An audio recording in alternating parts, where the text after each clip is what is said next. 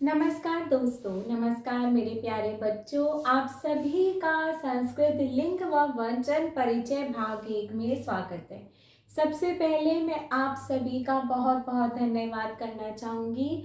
आपकी तरफ से जो प्यार मिला है उससे मुझे भी एक प्रोत्साहन मिला है कि आप सब तक संस्कृत का ज्ञान आसान और सरल भाषा में पहुँचाऊँ। तो पिछले जो हमने संस्कृत वर्ण परिचय भाग जो बनाए थे उसमें मैंने आपको संस्कृत वर्णमाला के बारे में ज्ञान दिया था कि संस्कृत वर्णमाला में वर्ण कितने प्रकार के होते हैं, जैसे स्वर, व्यंजन, अयोगवा, फिर उनके भी कितने प्रकार के होते हैं। इसके अलावा संयुक्त अक्षर, वर्ण संयोजन, वर्ण विच्छेद, इन सब के बारे में मैंने आपको विस्तृत जानकारी दी थी। और इसी के साथ मैंने आपको वर्णों के उच्चारण स्थानों के बारे में भी बताया था। वर्ण हमारे ध्वनि है, जो ध्वनि हमारी निकलती है वो ध्वनि जो है उसे हम वर्ण बोलते हैं, और उनके उच्चारण स्थानों के बारे में भी ज्ञान दिया था। एक इम्पॉर्टेंट चीज़ मैं आपको इस कक्षा में बताती हूँ कि हमारी संस्कृत वर्णमाला को अल भी कहा जाता है, स्वरों को अच और व्यंजनों को हल कहा जाता है। इन शब्दों को मैंने पहले इसलिए नहीं बताया क्योंकि पहले आप बेसिक्स समझ ले, वरना इन्हीं में ही उलझ के रह जाएंगे।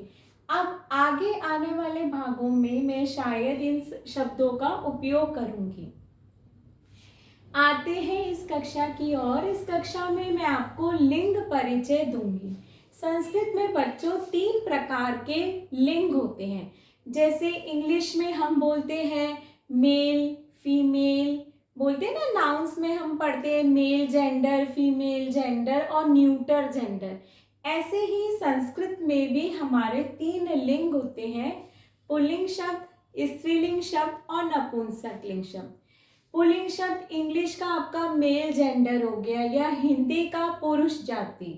स्त्रीलिंग शब्द इंग्लिश में फीमेल जेंडर हो गया या फिर स्त्री जाति। और नपुंसकलिंग शब्द जो हो गया इंग्लिश का न्यूटर जेंडर हो गया या फिर हिंदी का नपुंसकलिंग शब्द। ठीक है, अब पुल्लिंग शब्द क्या होते हैं? अब देखिए, शब्द तो बहुत सारे होते हैं, ठीक है ना। शब्द बनते किससे? वर्णों से, भूल मत जाइएगा। तो शब्द जो है हमारे बहुत सारे शब्द होते हैं। कुछ शब्दों को पढ़ने से हमें ये पता चलता है कि ये पुरुष जाति सूचक है, पुरुष जाति के बारे में बता रहे हैं। जैसे कि वानर बंदर है, देव, राम, वृक्ष। ठीक है, तो उन शब्दों को हम पुरुष जाति पुल्लिंग शब्द बोलते हैं।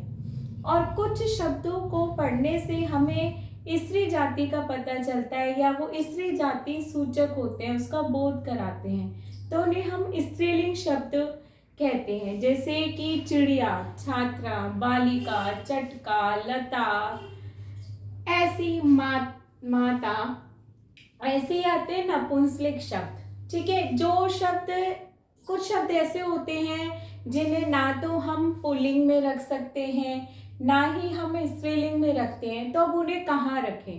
तो हमने उनके लिए एक अलग ही वर्ग बना लिया, नपुंसकलिंग शब्द। ठीक है, जो शब्द पुरुष या स्त्री जाति का बोध नहीं कराते। जैसे आपके हो गए पत्रम, पुष्पम, फलम इत्यादि। अगली कक्षा में मैं आपको पुल्लिंग शब्द भी हमारे कितने प्रकार के होते हैं वो बताऊंगी, और इसके आने वाले भागों में मैं आपको पहचान बताऊंगी कि आप, जैसे अगर आपके पास ग्रुप में शब्द आए कि आप इसमें से पुल्लिंग शब्द छांटिए, स्त्रीलिंग शब्द छांटिए, नपुंसकलिंग शब्द छांटिए, तो वो आप एक छोटी सी पहचान की सहायता से शब्द छांट सकते हैं। आशा करती हूँ कि आपको ये कक्षा पसंद आई होगी। प्लीज़ मेरे चैनल को लाइक, शेयर एंड सब्सक्राइब कीजिए ताकि सभी बच्चों तक ये संस्कृत ज्ञान सरल भाषा में पहुंच सके, सभी इसका लाभ उठा सकें। धन्यवाद।